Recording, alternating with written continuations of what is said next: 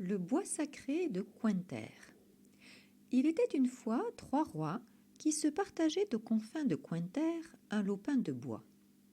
Ce bois était un lieu merveilleux.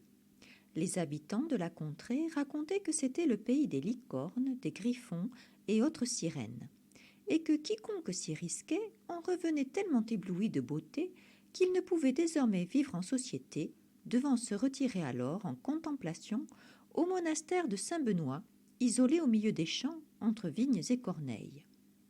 Ce bois, ou plutôt ce qui s'en disait, avait donc un pouvoir de fascination tel sur les esprits qu'il constituait un défi séduisant pour les jeunes aventuriers et une invitation à la prudence pour les anciens. Les rois, de leur côté, se trouvaient fort loin de ces élucubrations du bas peuple. Pour accéder à leur position de monarques sacrés, ils avaient dû dépasser bien des épreuves et atteindre d'autres lumières. Ce bois représentait pour eux la condition sine qua non de l'équilibre de leur pouvoir. Ils étaient tous trois conscients que dès lors que ce partage perdrait un tant soit peu de justesse, cela mettrait en péril leur position, leur prestige et leur légitimité de souverains. Ils prenaient donc grand soin de ce bois, veillant à son entretien pour que l'harmonie puisse y régner. Mais voilà qu'un jour, se promenant dans le bois, Harald découvrit au bord de la rivière où il aimait à se ressourcer des plantes piétinées, des écorces arrachées, des lucioles écrasées. Son cœur se serra, son sang se glaça, son esprit se gela. Il resta là, un grand moment, muet de stupeur, incapable de réajuster ses pensées, de trouver les mots pour décrire son désarroi. De fureur impuissante, il jeta sa couronne à terre et explosa en sanglots, hurlant au ciel le sentiment d'injustice qui commençait à le déchirer de l'intérieur. Il resta là un grand moment, piégé dans la litanie de ses pourquoi et de ses griefs contre le silence et l'absence de réponse, incapable de réajuster ses pensées, de trouver le sang-froid nécessaire à l'action vers l'amorce d'un geste de réparation. Perdu dans le doute et le questionnement, il retourna s'enfermer dans sa bibliothèque, à la recherche de la sagesse de ses prédécesseurs et des découvertes de ses contemporains d'ailleurs. Il resta là plus qu'un grand moment. Il resta là un moment qui avait la saveur de l'interminable éternité, et qui pourtant lui parut aussi court qu'une journée de chasse à courre. Son entourage commença à s'inquiéter, puis à s'impatienter, puis à déserter. Mais lui, pris d'une ferveur qui le nourrissait cette fois, commençait à discerner la trame du drame qui avait pu mener à ce saccage. Il conclut que pour ramener l'harmonie, il devait convoquer ses 2 compères rois. Cela allait être une mission de taille pour lui, car ces 2 compères avaient pris l'habitude de chacun s'occuper de sa parcelle, et étaient loin de concevoir que si un désordre apparaissait chez l'un ou chez l'autre, cela pouvait venir d'autre chose que de sa propre responsabilité et qualité de gestion. Harald, dans le cheminement de son enquête, en était arrivé à une autre perception, et il allait devoir se montrer convaincant pour que son entreprise aboutisse. Mais il était confiant, car au fil des pages parcourues, son esprit avait fait des rencontres. Il avait gagné en force, en clarté et en largesse, et il pouvait de plus, désormais, compter sur de nouveaux alliés. Il avait auprès de lui, depuis quelques semaines, la compagnie d'un puissant dragon, sage et bienveillant. Il était amusant, ce dragon. Avant de parler, il caressait longuement la perle qu'il avait sous le menton, lissait ses cornes de cerf et laissait circuler ses pensées dans l'ondulation de son corps de serpent. Capturait leurs maléfices avec ses yeux de démon et ses griffes d'aigle, puis venait délicatement susurrer ses lumières à l'oreille de Harald, par le chant de la pluie, le clapotis de la rivière ou le rugissement de la cascade. Dragon lui fit ainsi part d'une idée de génie. Ce n'étaient pas les 3 rois avec leur vision humaine somme toute limitée qui devaient se réunir, mais plutôt leurs esprits. Perplexe, Harald, dont les cheveux ébouriffés avaient pris de plus en plus de longueur, tournicota, tournicoti, tournicota, tournicoti, tournicota sa mèche rebelle. Il était évident que quelque chose dans les choses lui avait échappé depuis le début, et qu'il ne pouvait guère faire autrement que de s'en remettre à la sagesse de son dragon plus grand. Hésitant, Harald, repu de toutes ses lectures, voyant que l'affaire dépassait sa mesure, Tournicouti tournicota, tournicoti tournicota, tournicoti tournicota sa mèche rebelle, avec une foi nouvelle. Il s'adressa enfin à son dragon en lui disant « C'est d'accord, je te suis dans ta rivière », et il se jeta à l'eau. Dragon mena Harald à la nuit tombée sous la lumière de l'astre géant, aussi brillant et resplendissant que celui qu'il arborait au travers de la perle à son menton. Il déposa son compagnon au centre de la spirale du temps et ouvrit le portail souterrain de Cointer. Harald découvrit de l'autre côté, et non sans surprise, les esprits de ses compères rois en grande bataille. Elle se trouvait donc là, la source de tant de dommages. Son cœur s'allégea aussitôt, et il s'engagea à respecter au pied de la lettre les indications de son ami dragon. La solution était simple. Il suffisait juste de créer un moment propice à la réconciliation entre Tigre et Phénix, qui se trouvaient pris dans une confusion, une opposition et un étranglement douloureux. Dragon dit à Harald « Pendant que tu t'occuperas à distraire Obwald et Sédoald, et à pourvoir à leur contentement respectif, je vais m'atteler à réunir leurs esprits. Dès lors qu'ils coopéreront à nouveau, le bois retrouvera sa beauté et son harmonie de toujours. Sois-en persuadé. La réunion se fera la nuit où le chêne et le houx se passeront le relais, pour que l'un se repose et l'autre continue la tâche du premier. D'ici là, je te ferai un signe tous les jours pour que tu restes assuré et rassuré de mes avancées. » Dragon disparut, le portail se referma, Harald refit surface et resta là un grand moment, au bord de la rivière, un peu éberlué, mais rasséréné. Il observa que sa mèche rebelle s'était mêlée au reste de la chevelure, qui commençait à avoir un meilleur aspect et une douce tournure. Dragon tint sa promesse.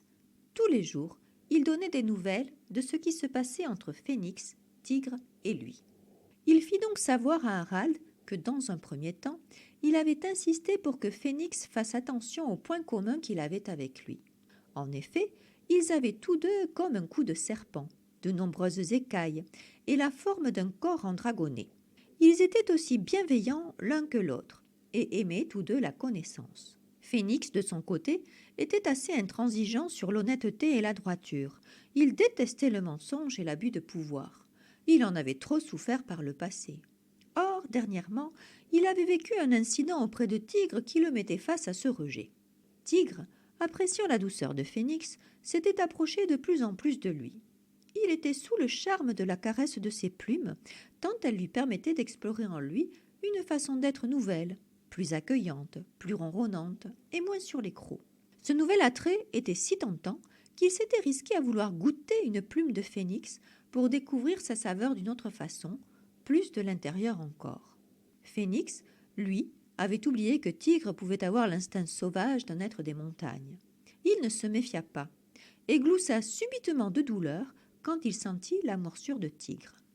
Comprenant que l'élan de ce dernier tenait plus de sa nature que d'une intention de nuire, Phénix commença à s'éclipser et à se tenir chaque jour un peu plus loin de ce qui lui semblait être un manque d'intégrité, un décalage entre action et pensée. Pour lui, la bonne entente ne pouvait plus exister, et un peu comme les villageois cloîtrés à Saint-Benoît, il répétait inlassablement à l'oreille de Sidoald de se tenir chaque jour un peu plus loin d'Obwald, et de trouver un autre lieu que ce bois, un ailleurs où il y aurait plus de sécurité, de gentillesse, de légèreté, de bonnes manières qu'au voisinage d'un tel rustre.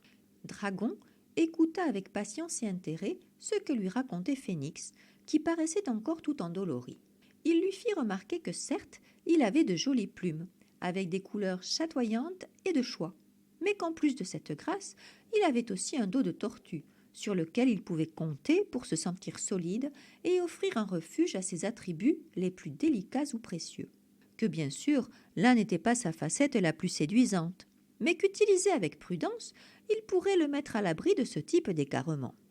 Dragon rappela aussi à Phénix qu'il avait des écailles pouvant l'aider à glisser entre les circonstances, et que s'il trouvait une position ajustée, ces écailles se resserraient autour de lui, le conduisant hors des enfermements où il craignait de se retrouver involontairement piégé. Phénix, sans dire mot, acquiesça de sa jolie tête de cygne. Dragon sourit et fut heureux de voir que Phénix commençait à suivre le courant et à faire preuve de son aisance naturelle à trouver de nouvelles façons de penser, en regardant l'avenir avec hauteur, beauté, poésie, profondeur et tendresse. Il pensa en son fort intérieur, se gardant bien de le dire tout haut, que Phénix devait être parfois bien embêté par cette crête de coq rouge avec laquelle il était né au sommet du crâne, car elle devait attirer l'attention sur lui, et bien malgré lui, faisant espérer un caractère extraverti, fier, charismatique, voire presque présomptueux, alors qu'il se recréait de toute évidence dans des relations plus réservées, discrètes et protégées. Dragon remercia Phénix de sa sincérité et de son authenticité, et l'invita à se réunir en présence de Tigre en cette nuit importante où le chêne et le hou se passent le relais, pour que l'un se repose et l'autre continue la tâche du premier. Bien que réticent, Phénix convint de la justesse et de la nécessité de l'événement et promit qu'il serait présent. Dragon prit le temps de s'ébrouer dans la rivière avant d'aller à la rencontre de Tigre. Il lui fallait être reposé, en pleine forme, et tous les sens en éveil pour pouvoir faire face à cette force de la nature, visiblement pas toujours maîtresse de ses impulsions. Il remonta le courant, joua longuement dans la cascade et finalement bondit plusieurs fois jusqu'à se rendre au pied de la montagne. Depuis longtemps, alerté par ses fines vibrisses, Tigre se tenait là, quasiment aphone et presque impatient de la visite de Dragon. Tigre, depuis l'incident avec Phénix, était tristement malheureux et tournait en rond, éploré et atterré. Sa bravoure s'était éteinte en même temps que sa voix, et il avait perdu tout sentiment de puissance. Cette plume, qu'il avait malencontreusement croquée, lui était restée en travers de la gorge. Elle le gênait pour respirer et le faisait tousser. Il ne pouvait plus s'exprimer par son feulement, qui ne tenait plus personne à distance. Il se voyait assailli de toutes parts par des oiseaux de malheur qui venaient ululer la nuit et l'empêcher de dormir, ou d'oiseaux piailleurs qui venaient le jour lui casser les oreilles du serinement de leurs pépiments incessants. Ses idées se troublaient de plus en plus. Son astuce perdait de sa finesse. Ses gestes devenaient prévisibles, n'inspirant plus aucune crainte ni respect à quiconque. Il se sentait dépossédé de sa force et de sa superbe, pourtant jusqu'alors ses meilleurs atouts. Il se vivait fragile, vulnérable, à la merci de la moindre agression, fût-elle celle d'une fourmi ou d'un vulgaire raton. C'est pourquoi il ne soufflait plus qu'un seul message lancinant et obsédant à l'oreille d'Obwald. Soit comme la pierre de montagne, dure, froide, inaltérable, inatteignable, soit comme un mur infranchissable. Voyant l'état dans lequel Tigre errait, le cœur de Dragon fut empli de compassion. Il s'empressa de lui proposer une solution. « Faisons un échange de bons procédés, ami Tigre. Je te soulage aujourd'hui en enlevant de ta gorge les barbes de cette plume qui t'a étouffé. Et tu t'engages à œuvrer pour une pleine entente avec Phénix. Après tout, vous avez tous les deux la même étoffe, toute cette sensibilité de kératine qui vous rend si intuitif. Phénix la porte dans ses plumes, et toi dans tes moustaches. Le fil est le même, et vous le tissez à votre façon pour un usage parfois différent. De plus, vous aimez tous les deux l'équilibre et la légèreté, l'excellence et la pureté. Comme vous avez chacun votre manière de les manifester, apprenez à partager et à vous compléter. Maintenant que tu retrouves ta voix, je compte sur toi pour parler avec Phénix et accueillir votre complémentarité.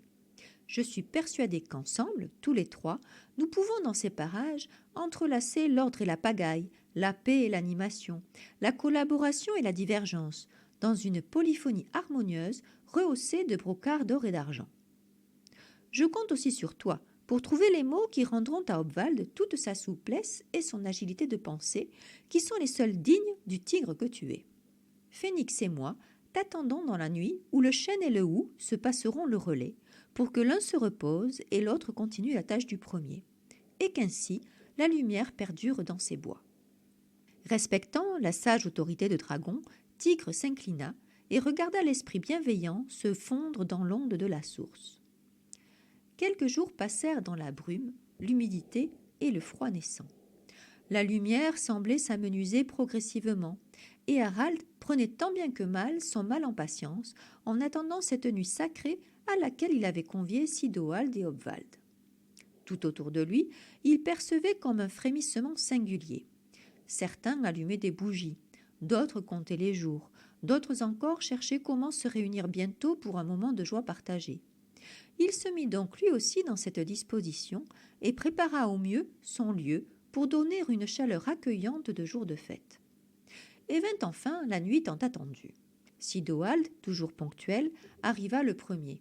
Il vint en gage d'amitié avec des petites bouchées, telles des perles de rosée, qui se dégustaient avec délectation tant elles faisaient pétiller au palais des petites bulles enivrantes sucrées et salées.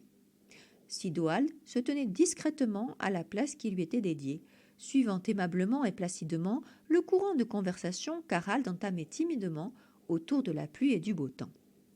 Arriva bientôt Obwald, dans une allure preste, quoique un peu gauche.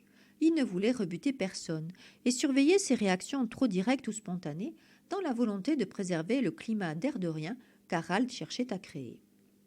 La rencontre fut amène, courtoise, respectueuse de chacun et presque bon enfant. Elle se déroula sur un fond qui sembla nouveau à Harald, un fond de fraternité commune, qu'il n'avait jusqu'alors pas encore perçu entre eux trois. Il se ravit de ce pressentiment d'ouverture et d'avoir permis que chacun d'eux puisse se sentir sur une base suffisamment agréable pour que naisse l'envie d'avancer vers une considération commune autour du devenir de ce bois de Cointer, où chacun pourrait mettre au service d'autrui sa qualité la plus essentielle. Harald prit donc le sommeil ce soir-là le cœur léger et empreint du sentiment d'avoir accompli ce qui lui semblait juste. Dragon vint le visiter dans ses rêves et lui fit partager quelques-uns des instants de ce rendez-vous programmé dans l'autre monde. Il lui montra Phénix tout en élégance. Il avait arrangé ses plumes en les rassemblant délicatement en une sorte de bouquet coloré qu'il pouvait tenir ramassé prudemment au plus près de lui. Harald entendit la voix de Tigre qui avait un peu changé suite à l'opération menée par Dragon. La kératine des barbes de plumes avait rendu plus souple la vibration des cordes vocales de Tigre. Sa voix sortait donc tout aussi puissante mais plus pleine, comme si un tressautement inquiet ou incertain en avait été épuré. Tigre s'exprimait de façon plus posée. Il n'y avait plus besoin de tendre l'oreille en se demandant « Qu'a-t-il dit ?» Cela rassura Phénix, qui put enfin trouver chez son voisin cette congruence qui lui tenait tant à cœur. Ils purent ainsi, à la faveur de la danse que menait Dragon entre l'un et l'autre, faire évoluer leur position et chercher la meilleure disposition pour que les qualités du premier puissent renforcer celles du second. Après plusieurs essais, et sur les suggestions et conseils avisés de Dragon, ils parvinrent à former ensemble comme une nouvelle créature hybride. Phénix offrait son dos de tortue à Tigre en se glissant sous son ventre. C'était sa partie la plus solide et la plus lisse. Elle communiquait à la partie la plus fragile de Tigre toute la sécurité qu'il lui était possible. De plus, Tigre avait ainsi la sensation d'avoir 6 pattes, les 4 siennes et les 2 de Phénix tout aussi griffues. Leur accroche au sol ou aux branches s'en trouvait nettement améliorée. Les ailes de Phénix pouvaient se déployer sur les flancs de Tigre juste derrière ses pattes avant. Cela rendait Tigre tout fier de pouvoir voler dans le ciel et d'élever ainsi ses perspectives. Le corps musclé de Tigre aidait précieusement Phénix à mettre plus d'énergie dans son élan pour un envol plus sûr et plus efficace. Le coup de cygne de Phénix venait se lever contre le poitrail de Tigre, lui donnant ainsi la caresse et la douceur que Tigre avait tant recherchées. Phénix, quant à lui, bénéficiait de la force de cœur et de la puissance de la voix de Tigre. La tête de cygne de Phénix venait se poser tantôt à côté des oreilles de Tigre, tantôt au sommet de sa tête, pour lui offrir l'accès à des horizons nouveaux et plus vastes. Et Tigre de ses vibrisses captait avec acuité les limites épineuses ou dangereuses de ces espaces. Tigre avait également de puissantes mâchoires capables de hacher menu certaines nourritures que Phénix pouvait désormais consommer depuis son petit bec. Dragon était empli de bonheur face à ces arrangements successifs qu'il accompagnait du mieux qu'il pouvait en apportant les idées que la connaissance lui suggérait. À la fin de la nuit, les 3 esprits s'étaient enfin retrouvés. Dragon se sentait soulagé de ne plus avoir à choisir entre la compagnie de l'un ou de l'autre, et ils jouaient désormais tous ensemble avec bonheur à partager le meilleur de leurs talents. Ils y prenaient tellement de plaisir qu'ils n'avaient pas vu le temps passer, et qu'ils se promirent de cultiver cette mutualité pour pouvoir l'insuffler à chaque instant à Harald, Sidoald et Obwald. Et ainsi, le hou put prendre le relais du chêne, et la lumière perdurer dans ce lopin de bois sacré, petit pays des licornes, griffons et autres sirènes.